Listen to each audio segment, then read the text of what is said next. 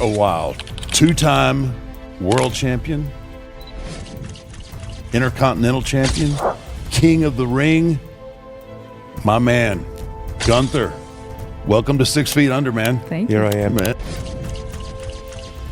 I don't know, all those drove 9 hours or something to the meet and greet. What's next? What's next for you, man? I mean, you've pretty much two-time world champion, intercontinental, longest reigning, and all these accolades that you've have achieved. Like, what gets you up in the morning? Always, when he was born, it shifted a lot.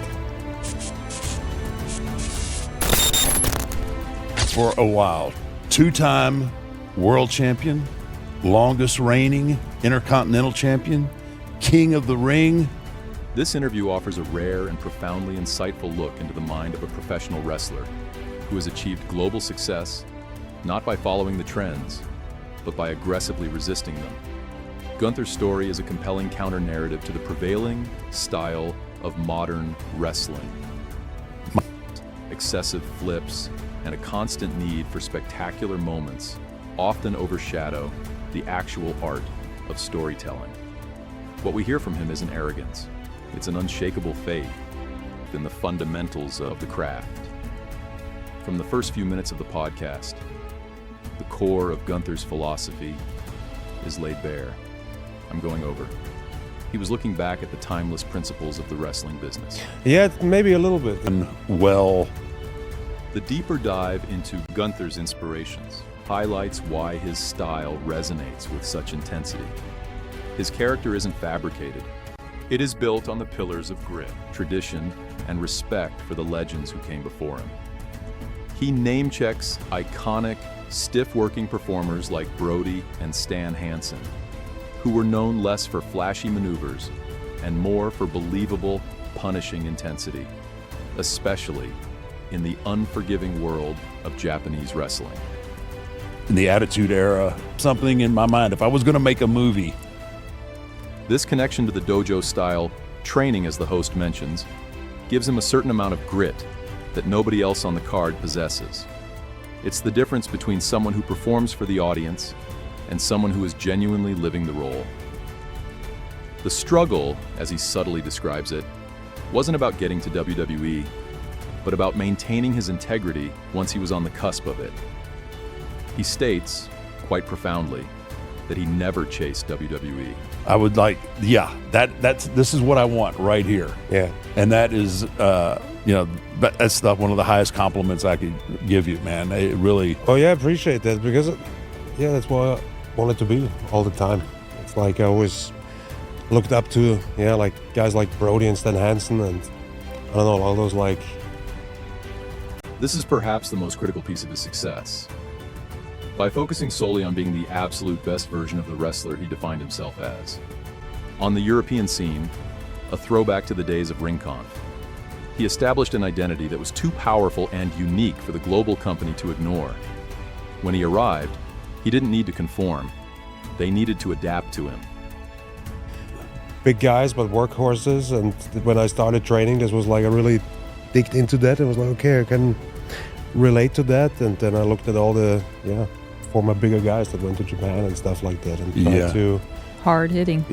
Be like that, because I always thought it's a good, all the young Japanese baby faces, they're a good example of how to be still very capable and great workers, but Gunther's perspective is a game changer for how modern talent approaches the business. He has proven that in an era obsessed with noise and constant innovation, being simple, effective, and authentic is the loudest statement of all. His WrestleMania conversation with the host's young son, a child who doesn't talk to anybody yet gravitates toward the intimidating heel, is the ultimate anecdotal proof of his character's magnetism. Gunther's aura transcends the typical good guy, bad guy dichotomy. the heels. You went, so obviously you broke in Austria or Germany, right? That's where you kind of broke in. Yeah. But it was Japan, I think, that really, when you mentioned Stan Hansen and you mentioned Brody, I think more of Japan than I do.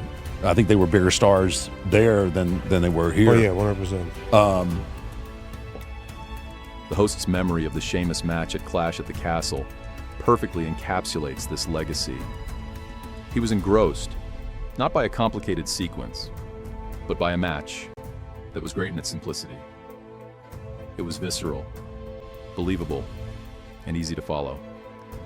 That match was a moment of stark contrast, a rejection of the high spot formula, and it instantly cemented Gunther as a superstar.